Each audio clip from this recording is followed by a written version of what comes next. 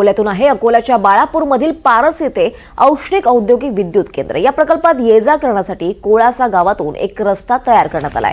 मात्र या रस्त्यामुळे आजूबाजूच्या नाल्याचं पाणी हे बाजूच्या शेतात शिरतंय.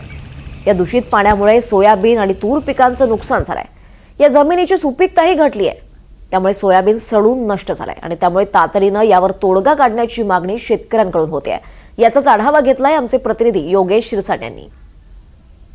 बाळापूर तालुक्यातील पारस औष्णिक विद्युत केंद्राच्या बाजूला आपण आहोत आणि या ठिकाणी आपण बघू शकता औष्णिक विद्युत केंद्राच्या बाजूला एक नाली वाहते.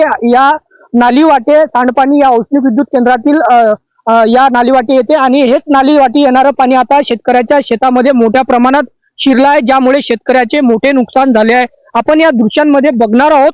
मोठ्या प्रमाणात या शेतकऱ्याच्या शेतात या पाणी घुसल्यामुळे शेतकऱ्याचे मोठे नुकसान झाले आहे. जवळपास 3 एकर शेती आहे आणि शेतीमध्ये हे पाणी शिरल्यामुळे या शेतकऱ्याचे मोठे नुकसान झाले आहे. आपल्यासोबत माहिती घेण्यासाठी स्वतः पवन घोंगे आहेत. आणि दादा, काय सांगाल तुम्ही यावेळी?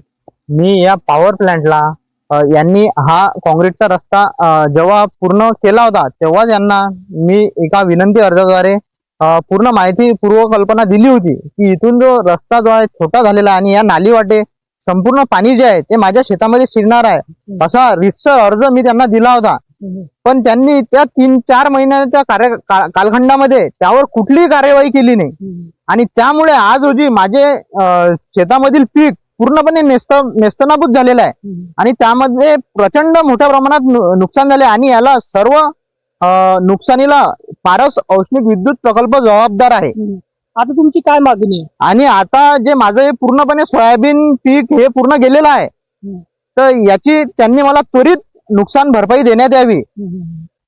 दरम्यान शेतकऱ्यांकडून अशी मागणी केली जाते आहे की जी नुकसान झाले त्या नुकसानाची भरपाई पारस औष्णिक विद्युत केंद्राकडून देण्यात यावी.